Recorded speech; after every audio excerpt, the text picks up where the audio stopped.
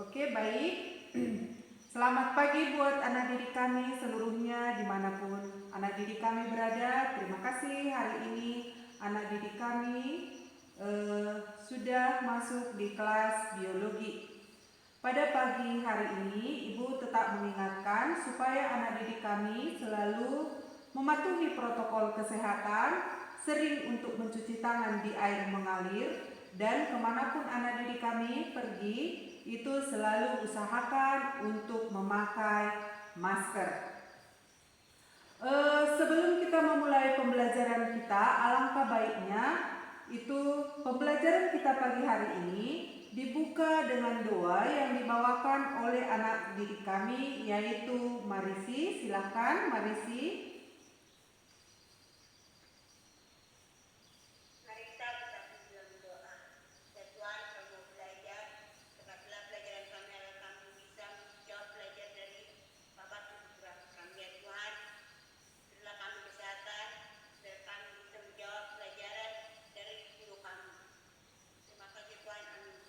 Oke, baik. Terima kasih kepada anak didik kami Marisi yang sudah membawakan dalam doa. Pada pagi hari ini, Ibu lihat sudah banyak yang bergabung, tapi masih ada beberapa anak didik kami yang belum bergabung. Itu tetap kita menunggu supaya bergabung. Jadi nanti anak didik kami seluruhnya bisa mengikuti pembelajaran biologi pada pagi hari ini. Baik, pagi hari ini siapa yang bisa mengingat pembelajaran kita minggu lalu? Coba Ize, silakan Ize. Siapa yang mengingat pembelajaran kita pada minggu yang lalu?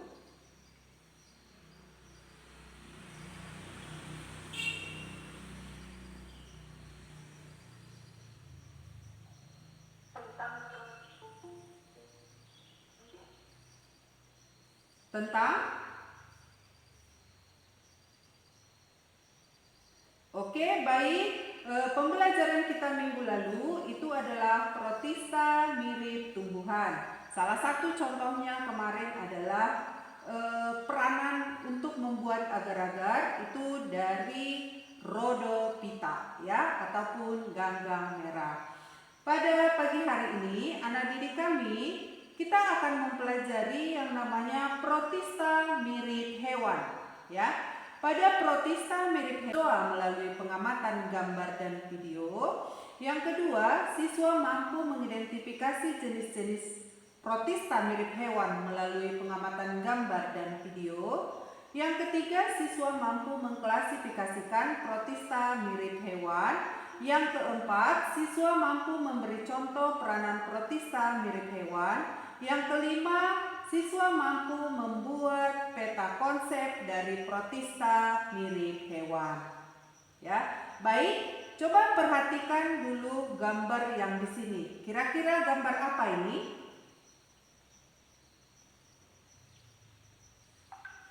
Perhatikan. Coba diperhatikan gambar apa yang ada di hadapan kamu itu atau yang berada pada HP kamu. Coba perhatikan itu gambar apa kira-kira?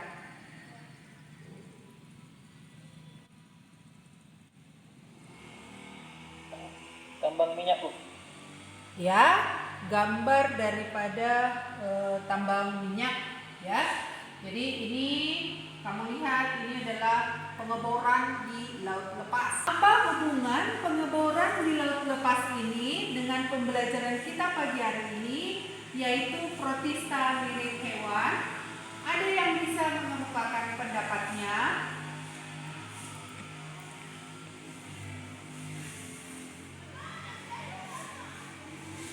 Minyak bumi di laut lepas.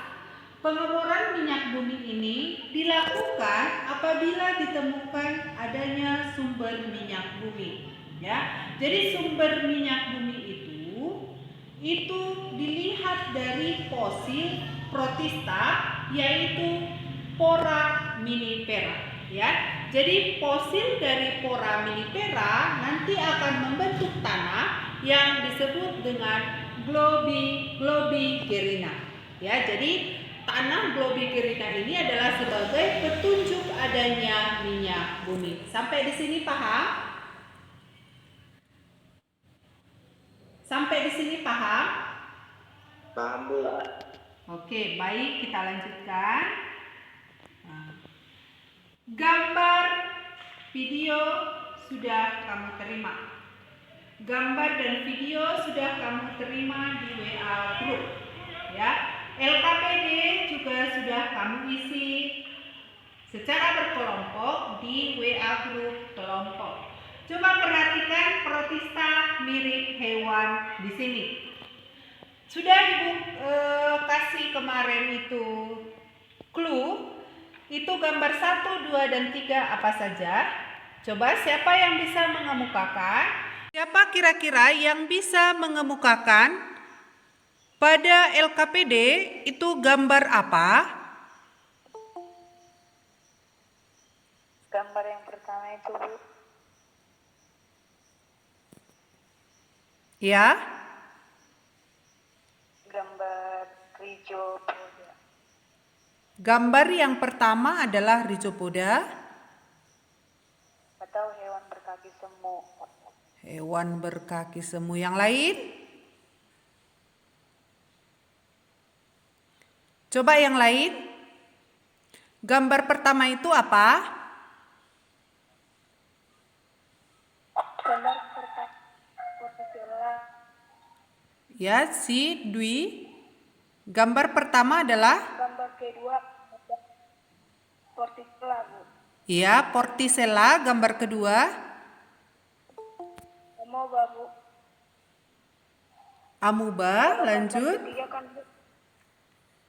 Trypanosoma, Bu. Trypanosoma. Baik. Ya, gambar yang pertama adalah Vorticella, gambar yang kedua adalah amuba, gambar yang ketiga adalah Trypanosoma.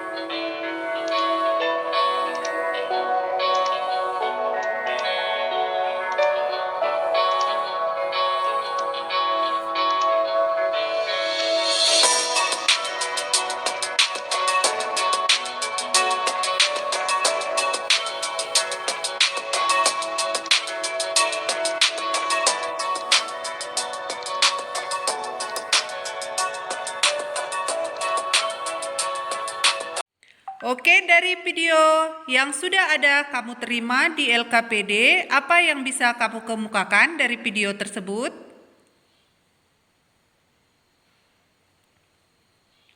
Dari kelompok kami, Bu, melihat pada video organisme tersebut adalah Rhizopoda yang memiliki kaki semu, Citatra yang memiliki bulu getah, dan Flagellata Flagellata yang masing-masing punya alat gerak dan yang tidak mempunyai alat gerak seperti Sporozoa, Bu. Baik, terima kasih ya. Dari video sudah sangat jelas ya, kamu lihat di situ dengan pembesaran yang sudah sangat besar lewat mikroskop. Di situ sudah dijelaskan kalau gambar yang pertama itu adalah Rhizopoda, kemudian Ciliata, kemudian Flagellata, kemudian Sporozoa ya. Coba siapa kira-kira yang bisa mengemukakan apa saja alat gerak pada protozoa ini?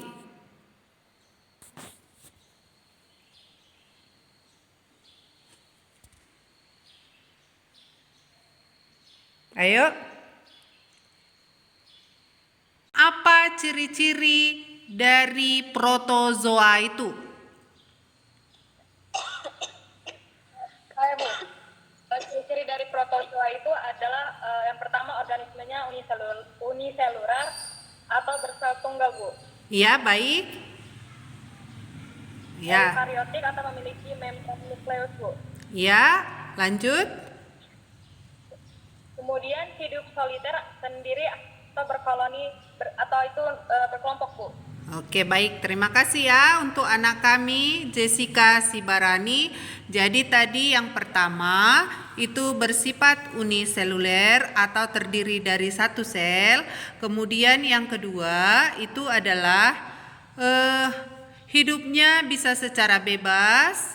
Kemudian habitatnya itu ada pada air, di tempat-tempat yang lembab, ada sebagian yang hidup secara bebas. Kemudian reproduksinya bisa secara seksual dengan aseksual.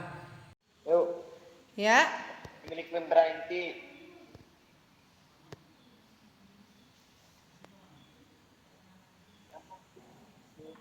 Memiliki membran inti.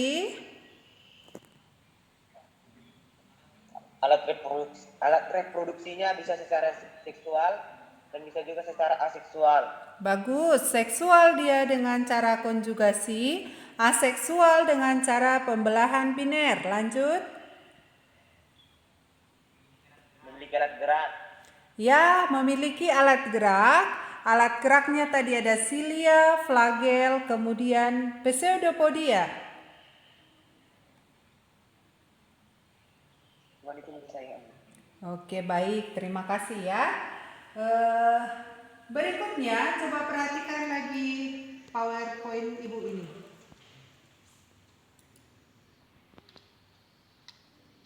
Ini kenapa ya?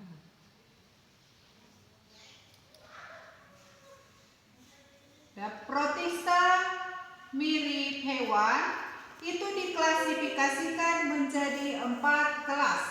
Ya, 4 kelas. Apa dasar dari pengklasifikasiannya? Dasar pengklasifikasiannya adalah berdasarkan alat gerak yang dipunya. Ya, yang pertama itu dengan kelas Rhizopoda. Yang kedua adalah kelas Ciliata. Yang ketiga adalah kelas Flagellata. Yang keempat adalah kelas Sporozoa. Ya, jadi diklasifikasikan menjadi 4 kelas berdasarkan alat geraknya. Ya, yang pertama tadi Rhizopoda, yang kedua Ciliata, yang ketiga Flagellata, yang keempat adalah Sporozoa. Ya, akan kita bahas satu-satu. Yang pertama adalah Rhizopoda. Rhizopoda itu adalah protozoa yang menggunakan pseudopodia ataupun disebut tadi dengan kaki semu. Ya, jadi kaki semu ini berasal dari sitoplasma yang menjulur.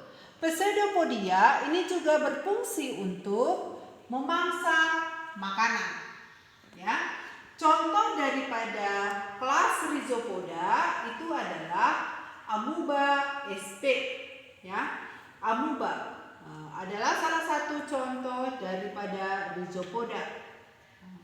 Amoeba itu memiliki bentuk yang bisa berubah-ubah atau bentuk yang tidak tetap.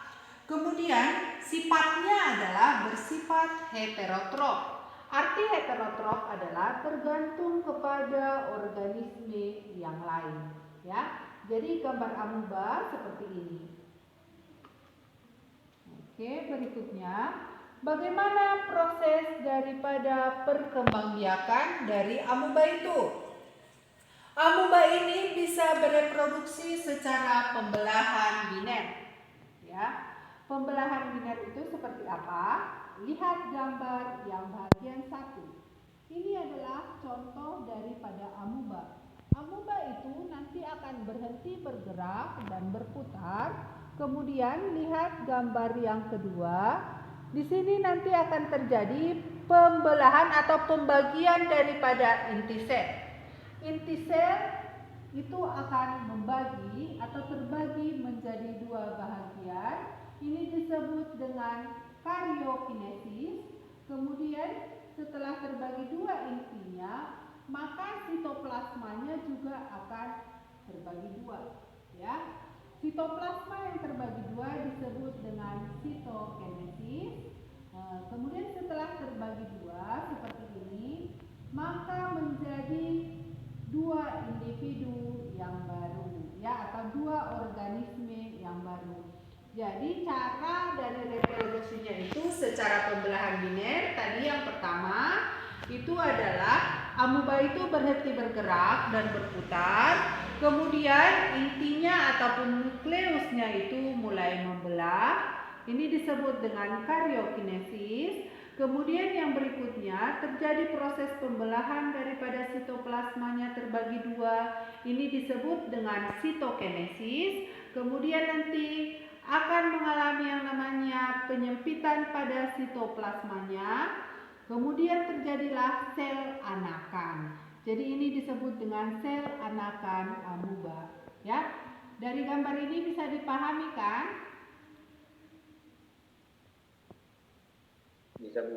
Oke. Kemudian kelas yang berikutnya adalah ciliata. Dari namanya saja sudah kita ketahui dia memiliki alat gerak yaitu berupa silia ataupun rambut getar, ya. Silia atau rambut getar. Silia itu terkandung di seluruh permukaan sel. Ini bermanfaat sebagai alat bantu untuk menggerakkan makanan ke sitostoma, ya. Contoh silia itu adalah Paramecium sp. Jadi ini contoh dari Paramecium, ya. Paramecium sp. Ciliata ini itu berupa alat geraknya tadi berupa bulu getar. Kemudian dia memiliki inti yang intinya ada dua macam, berupa makronukleus dengan mikronukleus. Reproduksinya dengan cara pembelahan biner, kemudian reproduksinya dengan cara konjugasi. Kemudian silia juga memiliki keunikan yaitu memiliki trikokis. Apa itu trikokis? Trikokis itu digunakan sebagai alat pertahanan atau alat untuk melindungi dari musuh. Kemudian sifatnya adalah bersifat heterotrof, ya. Oke. Baik, yang berikutnya adalah flagellata, ya. Ciri daripada flagellata ini juga hampir sama dengan silia. Dari nama saja sudah kita ketahui kalau alat geraknya adalah flagella atau flagellum. Flagella ini disebut dengan bulu cambuk, ya. Bulu cambuk ini bisa itu pada bahagian depan, ada juga yang pada bahagian belakang. Contoh yang memiliki flagel adalah Trypanosoma gambiens, ya. Trypanosoma gambiens. Ini bisa reproduksinya juga dengan cara aseksual, yaitu dengan pembelahan biner. Kemudian hidupnya ini adalah di air. Ini bersimbiosis. Kemudian ada juga yang parasit di tubuh hewan, ya. Parasit itu artinya bisa merugikan daripada inang yang ditumpanginya. Yang berikutnya adalah sporozoa. Kalau tadi tiganya Rhizopoda itu punya kaki pseudopodia, Ciliata punya cilia, Flagellata itu punya flagel. Bagaimana dengan sporozoa? Sporozoa itu tidak memiliki alat gerak, ya. Tidak memiliki alat gerak. Ini biasanya parasit, ya. Hidupnya ini parasit pada tubuh hewan maupun pada tubuh manusia. Contoh sporozoa itu adalah Plasmodium sp. Bagaimana dengan ciri-ciri sporozoa? Sporozoa itu yang pertama tidak memiliki alat gerak, pembelahannya ganda, tidak memiliki vakuola kontraktil, memiliki daur hidup yang kompleks, dapat bereproduksi secara seksual maupun aseksual, kemudian memiliki spora, ya. Jadi namanya sporozoa. Jadi salah satu contohnya adalah Plasmodium. Jadi pernah nggak anak didik kami dengar yang namanya penyakit malaria? Ya, malaria itu disebabkan apa? Malaria disebabkan apa? Malaria disebabkan apa?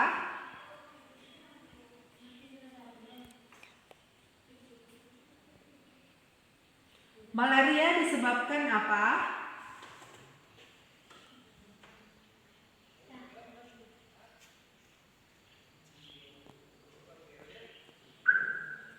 Oke, baiklah. Malaria itu disebabkan oleh yang namanya Plasmodium.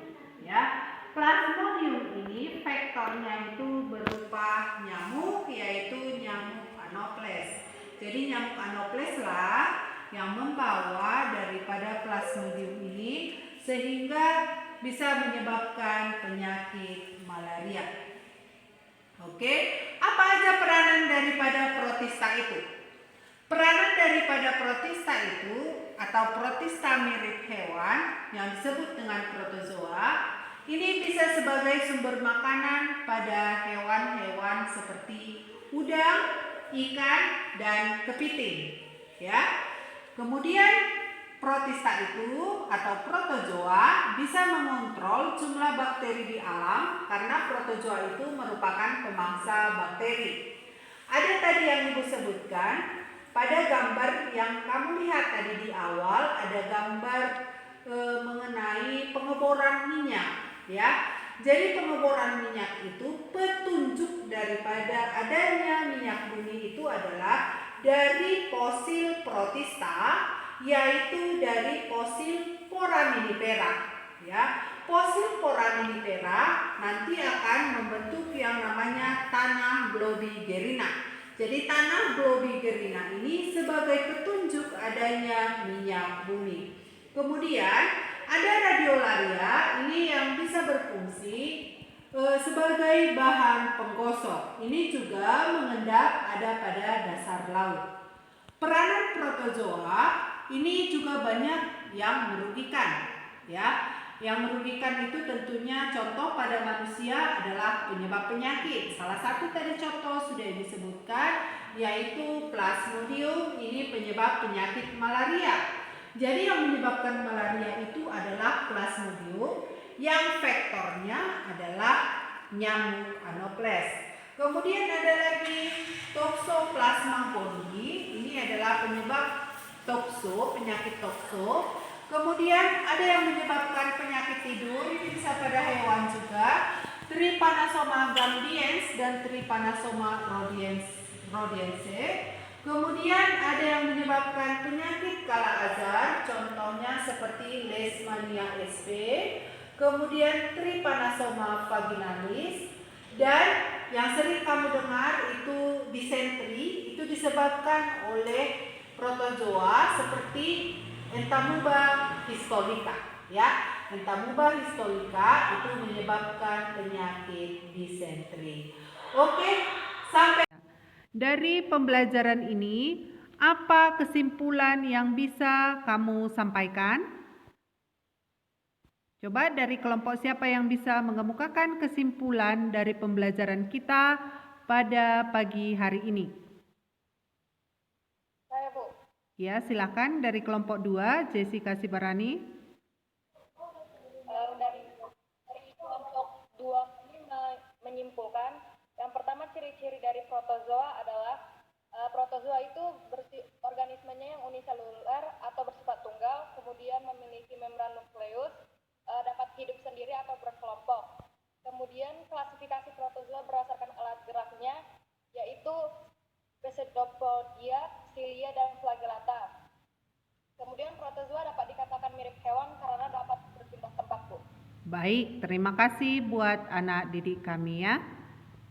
Oke, baiklah, kesimpulan kita pada pembelajaran hari ini adalah protista mirip hewan itu memiliki ciri-ciri. Yang pertama, uniseluler, terdiri dari satu sel. Kemudian yang berikutnya habitatnya itu pada daerah lembab, ada juga yang hidup bebas, ada yang di air. Berikutnya adalah reproduksinya bisa berupa seksual, ini dengan cara konjugasi, aseksual itu dengan cara pembelahan biner. Kemudian yang berikutnya adalah protista ini mirip hewan, itu diklasifikasikan berdasarkan alat geraknya. Alat geraknya itu adalah berupa silia atau bulu getar, yaitu ciliata. Yang kedua adalah berupa flagel ataupun flagellum dari flagellata. Kemudian yang ketiga adalah berupa kaki semu atau pseudopodia ataupun kaki semu yaitu rhizopoda. Yang keempat adalah tidak memiliki alat gerak yaitu sporozoa. Baiklah, demikianlah pembelajaran kita pada pagi hari ini. Untuk evaluasi nanti Ibu akan kirimkan di link WA-nya. Kemudian yang berikutnya ada tugas tambahan yaitu membuat peta konsep tentang protista mirip hewan. Ini akan Ibu kumpulkan minggu depan. Oke, sebelum kita tutup pembelajaran pada pagi hari ini, yang memimpin doa silakan. Baik, terima kasih bagi anak kami yang sudah memimpin doa. Sampai ketemu minggu depan. Jangan lupa dipelajari bukunya mengenai jamur. Akhir kata, Ibu sudahi pembelajaran kita pada pagi hari ini. Terima kasih.